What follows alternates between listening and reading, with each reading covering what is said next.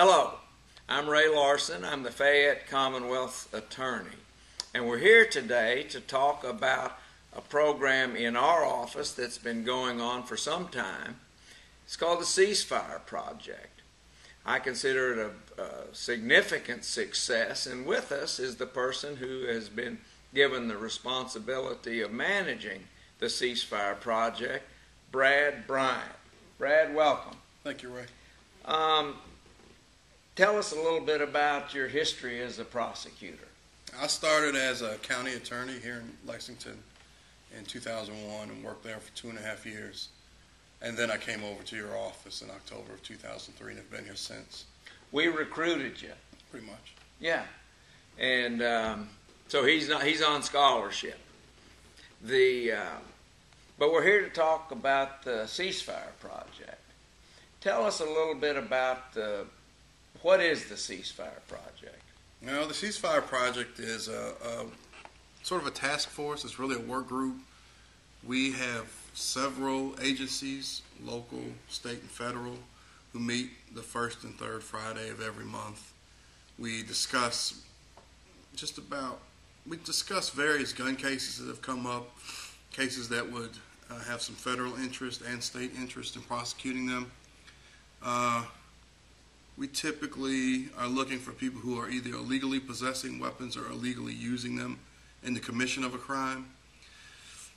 This group is made up of our office, the county attorney's office, the U.S. attorney's office, Lexington Police, ATF, which is the Bureau of Alcohol, Tobacco, and Firearms, the sheriff's office, and Immigrations and Customs.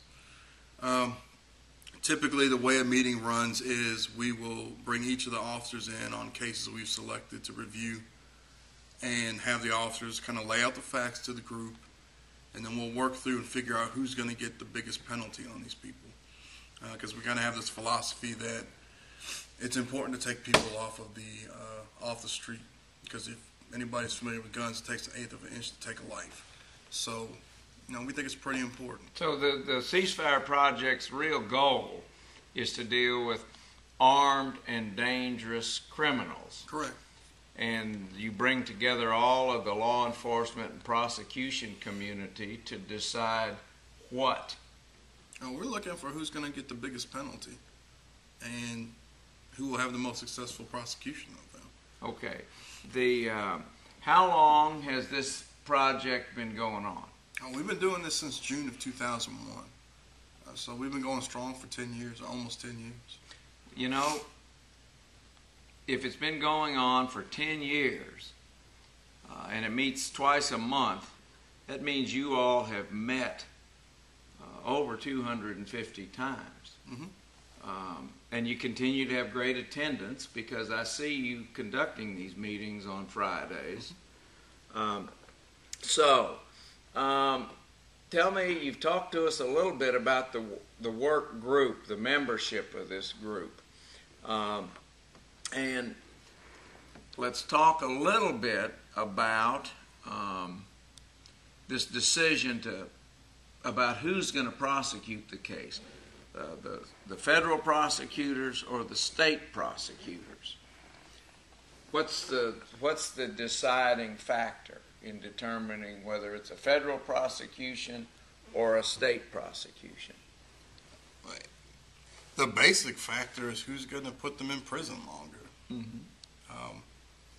Typically in a meeting, we'll sit down, we'll listen to the facts, we will have provided some assistance to the officers to further their investigation a little bit, and then we'll make a decision on which office has the stronger case penalty-wise to prosecute them.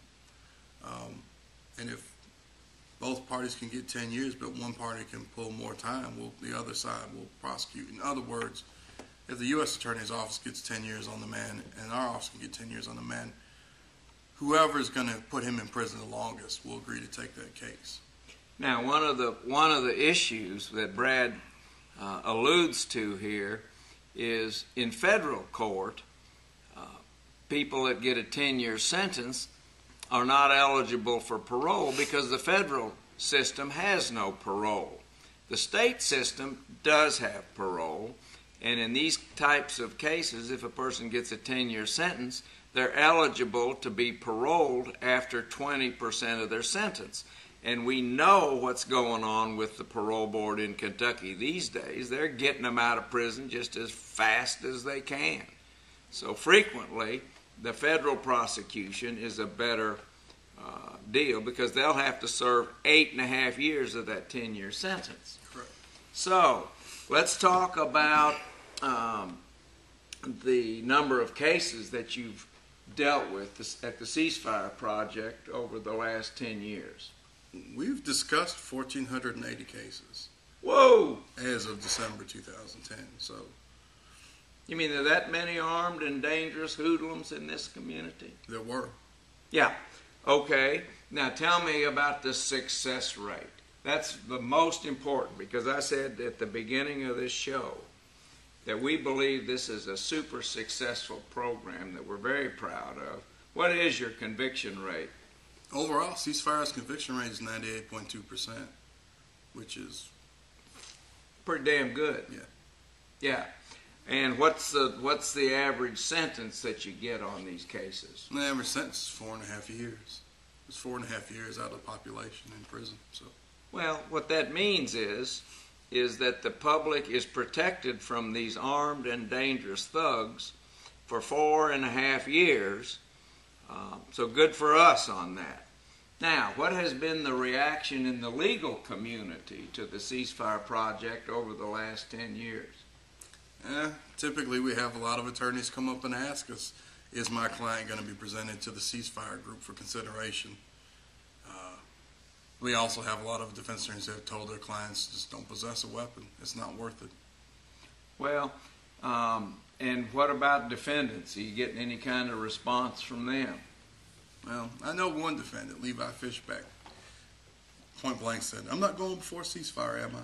So they're aware of the program, they're aware of the project, and they're aware of the consequences of possessing firearms and going before this group. So, Well, we're very proud of Brad and Corey Lee, who is an assistant Commonwealth attorney and works with the case, and we're particularly proud of Caroline Dunn, who is the new coordinator of this group. And tell us what Caroline does for the group. she does everything. I'm just kind of the mouthpiece. So she helps me get prepared for all the meetings. She builds a PowerPoint for presentation when the work group looks at the cases. She rounds up all the paperwork for the cases we need. So she does everything except tell the police who's going to prosecute the case. Well, Caroline is our cameraman, and Caroline, thanks for a job well done, and Brad, I'm real proud of you, and I'm real proud of the Ceasefire Project.